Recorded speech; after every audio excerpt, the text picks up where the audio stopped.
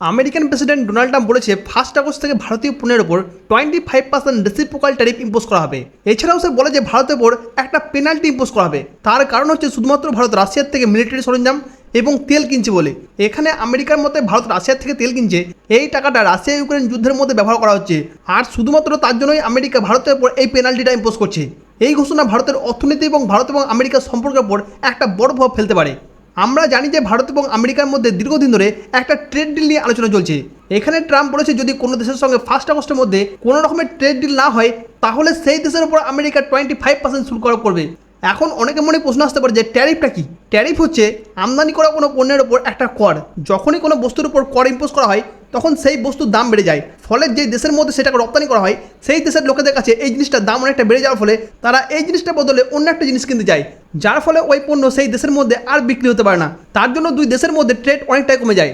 এখানে ট্রাম্পের দাবি হচ্ছে যে ভারত আমেরিকার পণ্যের ওপর যেমন আমেরিকান ওয়াইন, ডেয়ারি প্রোডাক্টস এবং চিকেন পণ্যের ওপর 45 থেকে 50% শুল্ক আরোপ করছে, কিন্তু অন্যদিকে আমেরিকার গড় ট্যারিফ মাত্র 2%। আর তার জন্য আমেরিকা ভারতের উপর প্রতিশোধমূলক ট্যারিফ অর্থাৎ রেসিপ্রোকাল ট্যারিফ চালু করতে চায়। তিনি তার সোশ্যাল মিডিয়া প্ল্যাটফর্ম ট্রুথ সোশ্যালের মধ্যে পোস্ট করে বলে, India is our friend but their tariff are among the highest. তিনি আরও বলেন যে India will therefore be paying a tariff of 25% plus the penalty. কিন্তু এখন প্রশ্ন হচ্ছে যে এই ট্যারিফের বিতর্কটা কি। এখানে ট্রাম্পের বক্তব্য হচ্ছে যে ভারত আমেরিকার পণ্যের উপর উচ্চ ট্যারিফ ইম্পোজ করে, কারণ হচ্ছে ভারত তার নিজেদের কৃষক এবং শিল্পকে সুরক্ষিত করার জন্য। যেমন ভারত শুধুমাত্র গরু এবং মহিষের ভেজিটেরিয়ান ডায়েট থেকে তৈরি ডেয়ারি পণ্য আমদানি করে, যেটা আমেরিকার জন্য একটা সমস্যা সৃষ্টি করছে। এছাড়া আপেল, বাদাম, ওয়ালনাটের মতো কৃষি পণ্যের উপর ভারত উচ্চমাত্রায় ট্যারিফ ইম্পোজ করে রাখে, আর তার জন্যই কিন্তু আমেরিকার বাজার থেকে ভারতের মধ্যে এইসব পণ্য সহজেই প্রবেশ করতে পারে না। অন্যদিকে এই ট্রেড ডিলের মধ্যে ভারত চায় ডাটা লোকালাইজেশন করতে, অর্থাৎ আমেরিকান কোম্পানিগুলি ভারতের মধ্যে ডাটাকে যাতে সুরক্ষিত করে রাখুক, অন্য কোনো দেশের মধ্যে আমাদের ডাটা যাতে না যায়।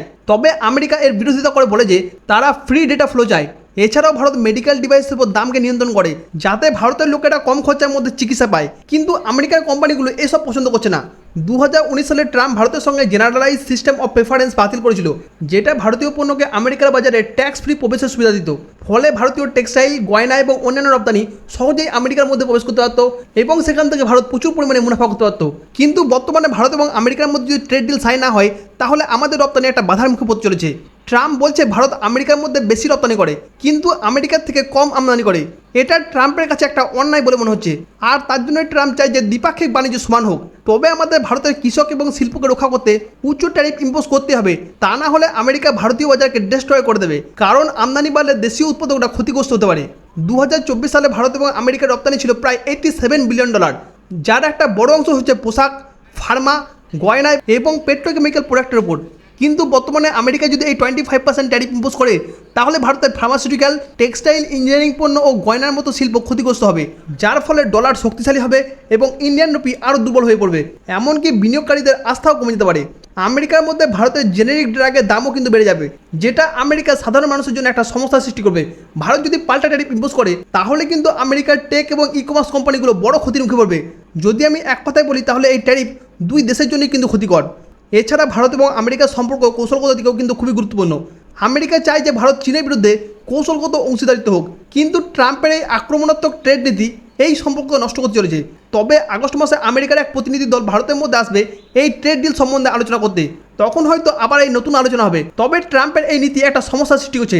তিনি বারবার দাবি করছে যে ভারত এবং পাকিস্তানের মধ্যে যুদ্ধ সে বন্ধ করেছে, কিন্তু প্রাইম মিনিস্টার মোদী সংসদের মধ্যে দাঁড়িয়ে বলেছে কোনো বিশ্ব নেতা ভারতের অপারেশন সিন্দুরকে বন্ধ করতে বলেনি। অপোজিশন পার্টির লিডার রাহুল গান্ধী বলছে যে ট্রাম্প যদি মিথ্যা কথা বলছে তাহলে প্রাইম মিনিস্টার মোদী সরাসরি তাকে মিথ্যাবাদী বলুক। তিনি আরও বলেছে যে চীন পাকিস্তানকে সাহায্য করছে, কিন্তু মোদী চীনের নাম সরাসরি কেন নেন না। এই বিতর্ক কিন্তু ভারতের অভ্যন্তরীণ রাজনীতির মধ্যে একটা বড় প্রভাব ফেলছে। ট্রাম্পের এই বক্তব্য ভারত এবং আমেরিকার সম্পর্ককে কয়েক দশক পিছনে ফেলে দিয়েছে। ভবিষ্যতে কোয়াড সামিটে ট্রাম্প যদি ভারতের মধ্যে আসে তাহলে কিন্তু এই পরিস্থিতি আরও অস্থিতিশীল হতে পারে। 2018 সালে ট্রাম্প ভারতের ইস্পাত এবং অ্যালুমিনিয়াম শিল্পের উপর 25 এবং 10% ট্যারিফ ইম্পোজ করেছিল। তার বিরুদ্ধে ভারত পাল্টা ট্যারিফ ইম্পোজ করেছিল আমেরিকার আপেল এবং বাদামের উপর। তবে এই ট্রেড ওয়ার দুই দেশের জন্য কিন্তু ক্ষতিকর। ভারতের রপ্তানি বাজারে আমেরিকা হচ্ছে সবথেকে বড় অংশীদার। 2024 সালে ভারত $85 বিলিয়ন পণ্য আমেরিকার মধ্যে রপ্তানি করেছে। যদি ট্যারিফ বাড়ে তাহলে কিন্তু এই রপ্তানি অনেকটাই কমে যাবে। কিন্তু এখন প্রশ্ন হচ্ছে যে ভারত এখানে কী করতে পারে। প্রথমত আমি বলবো যে আমাদের ট্রেড ডিলের মধ্যে নমনীয়তা দেখা যাবে। আমাদেরকে ডেয়ারি এবং কৃষি পণ্যে কিছু হলেও ছাড় দিতে হবে। দ্বিতীয়ত হচ্ছে আমাদের রপ্তানিকে বৈচিত্র্যময় করতে হবে, যাতে শুধুমাত্র আমাদেরকে আমেরিকার উপর নির্ভরশীল না হতে হয়। তৃতীয়ত হচ্ছে ভারতের উচিত যে পাল্টা ট্যারিফে হুমকি দেওয়া, কিন্তু এটা একটা রিস্কি পদক্ষেপ। তবে এটা অনেকটা সতর্কভাবে দিতে হবে যাতে দুই দেশের মধ্যে সম্পর্ক আরও খারাপ না হয়ে যায়। তবে ভারতের অর্থনীতি দ্রুত বাড়ছে, কিন্তু এই ট্রেড ওয়ার আমাদেরকে অনেক ক্ষতি করতে পারে। কারণ এখন বর্তমানে ট্রাম্প আমেরিকা ফার্স্ট নীতি অনুসরণ করছে, যেখানে আমেরিকার স্বার্থকেই সে প্রধান রাখছে। তিনি ভারতকে বন্ধু বললেও সে ভারতের বিরুদ্ধে কঠোর বাণিজ্য নীতি আরোপ করছে। ভারতের উচিত যে কূটনৈতিকভাবে এই সমস্যাটা সমাধান করা। তবে আশা করছি যে মধ্য আগস্টের মধ্যে আমেরিকার দল ভারতের মধ্যে এলে এই সমস্যার অনেকটা সমাধান হয়ে যাবে। তবে ট্রাম্পের এরকম ধরনের অপ্রত্যাশিত সিদ্ধান্ত এই পরিস্থিতিকে আরও জটিল করে তুলছে।